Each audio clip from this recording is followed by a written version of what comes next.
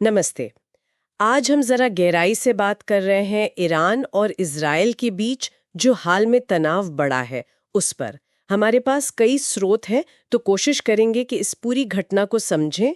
क्या रणनीति इस्तेमाल हुई और इसके नतीजे क्या हो सकते हैं। चलिए देखते हैं ये मामला क्या है। हाँ, बिल्कुल। ये एक काफ़ी गंभीर डेवलपमेंट है।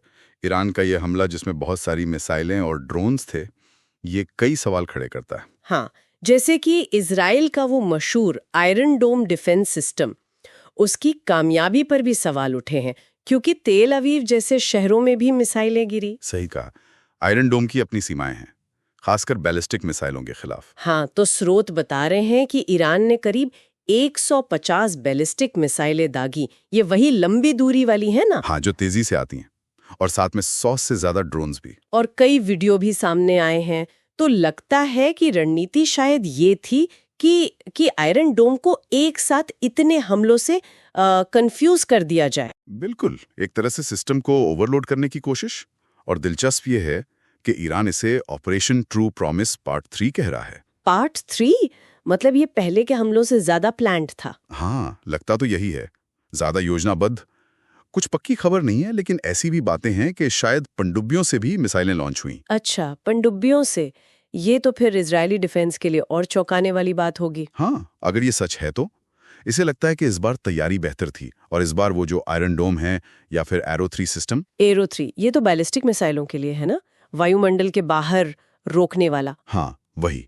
तो वो उतने असरदार नहीं दिखे जैसा पहले माना जाता था। तो क्या ये माने कि ईरान की जो रणनीति थी एक साथ बड़ी संख्या में हमला करने की, वो ज्यादा कारगर रही इस बार, या फिर इजरायली सिस्टम में ही कोई कमी सामने आ गई? कहना मुश्किल है, हो सकता है दोनों बातें हों।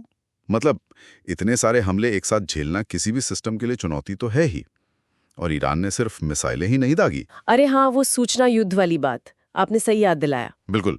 हमले के वीडियो जारी करना, दिखाना कि हम कितने तैयार हैं, ये सब क्या था? मतलब अपने लोगों को और दुनिया को संदेश देना। हाँ, एक तो वो संदेश देना, और शायद इजराइल पर एक मनोवैज्ञानिक दबाव भी बनाना। जहां तक नुकसान की बात है, ईरान का दावा है कि उन्होंने तेल अवीव के फाइनेंशियल सेंटर, रक्षा मंत्रालय के आसपास के इलाके और तेल नोफ एयरबेस जैसे अहम ठिकानों को निशाना बनाया है। लेकिन इजराइल कह रहा है कि नुकसान ज्यादा नहीं हुआ। हाँ, इजराइल का तो यही कहना है। उनकी तरफ से करीब 60 लोगों के घायल होने और 2 की मौत की खबर आई थी, पर ये शुरुआती आंकड़े होते हैं, बदल भी सकते हैं। और ये भी याद रखना चाहिए कि इजराइल ने भी पहले ईरान को काफी नुकसान पहुंचाया है, उनके जनरल भी मारे गए थे। हाँ, वो तो है। ये एक तरह का चक्र चल रहा है। खैर, इस ताजा घटना का असर अब दुनिया भर में दिख रहा है। भारत के प्रधानमंत्री ने इजरायली प्रधानमंत्री से बात की। हाँ, मैंने भी पढ़ा। और दिलचस्प बात ये थी कि शांति पर जोर दिया गया, न कि इजराइल के आत्मरक्षा के अधिकार पर। ये थोड़ा अलग है ना? हाँ, ये थोड़ा ध्यान देने लायक है। और अर्थव्यवस्था पर असर तो तुरंत दिखने लगा है। तेल की कीमतें, हाँ, वो $87 प्रति बैरल के पास पहुंच गई हैं, और डर है कि ये $100-120 तक ना चली जाए। बिल्कुल।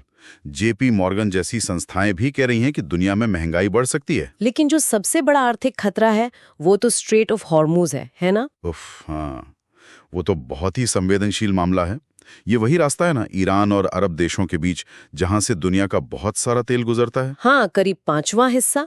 अगर ईरान उसे बंद कर दे, वो धमकी तो देते रहे पहले भी। और ये खतरा इसलिए भी ज्यादा लग रहा है क्योंकि इजराइल भी शायद चुप बैठने वाला नहीं है। उनके उस कथित ऑपरेशन राइजिंग लायन की बातें चल रही हैं। तो अगर तनाव और बढ़ा, मान लीजिए ईरान के सुप्रीम लीडर को निशाना बनाया गया, तो क्या तब स्ट्रेट ऑफ हॉर्मुज बंद हो सकता है? देखिए, ये बहुत ही खतरनाक स्थिति होगी। अगर ऐसा कुछ हुआ तो ईरान की तरफ से बहुत बड़ी जवाबी कार्रवाई हो सकती है, और स्ट्रेट ऑफ हॉर्मुज को बंद करना उनके लिए एक बहुत बड़ा हथियार है। हाँ, ये तो वैश्विक ऊर्जा सुरक्षा के लिए बुरे सपने जैसा होगा। बिल्कुल। इस सब के बीच 2 खबरें और हैं जिनकी पुष्टि नहीं हुई है। एक तो पाकिस्तान एयरफोर्स पर आरोप लग रहा है कि उन्होंने अमेरिका या इजराइल को खुफिया जानकारी दी। अच्छा। जबकि सार्वजनिक तौर पर तो पाकिस्तान निंदा कर रहा है हमले की। हाँ, वही। और दूसरी खबर जो ज्यादा सनसनीखेज है, वो ईरान का दावा है कि उन्होंने 2 इजरायली F-35 जेट गिरा दिए हैं और एक पायलट को पकड़ भी लिया है। F-35? अरे, ये तो बहुत बड़ी बात होगी अगर सच है। क्योंकि F-35 को तो मतलब हाँ, उसे गिराना लगभग नामुमकिन माना जाता है ना, हाँ, उसकी स्टिल्थ टेक्नोलॉजी की वजह से। सही कहा। अगर ये दावा सच निकला तो ये सैन्य समीकरणों में बहुत बड़ा फेरबदल होगा। लेकिन फिलहाल ये सिर्फ दावे हैं, पुष्टि होनी बाकी है। सही है। तो इन सभी स्रोतों को अगर हम जोड़कर देखें तो तस्वीर ये बन रही है कि ईरान और इजराइल के बीच तनाव बहुत ज्यादा बढ़ गया है। खतरनाक स्तर पर है। ईरान ने इस बार कुछ कह सकते हैं सामरिक बढ़त का दावा किया है, भले ही असल नुकसान कितना हुआ ये साफ ना हो। हाँ, एक संदेश तो उन्होंने दिया है। लेकिन इसका असर वैश्विक अर्थव्यवस्था पर पड़ना तय है, खासकर तेल बाजार और स्ट्रेट ऑफ हॉर्मज़ के जरिए। ये चिंता की बात है। बिल्कुल। और अंत में सोचने वाली बात ये रह जाती है कि ये जो टकराव बढ़ रहा है, हमले और जवाबी हमले हो रहे हैं, और स्ट्रेट ऑफ हॉर्मज़ का इतना बड़ा आर्थिक जोखिम सामने है, तो इसे रोकने के लिए क्या हो सकता है? हाँ, मतलब कौन सी कूटनीतिक पहल या कोई ऐसा तरीका जिससे तनाव कम हो ताकि कोई बड़ा विनाशकारी युद्ध न छिड़ जाए? क्या अंतर्राष्ट्रीय ताकतें इसे रोक पाएंगी या स्थिति हाथ से निकल जाएगी? ये एक बड़ा सवाल है जिसका जवाब अभी किसी के पास नहीं है।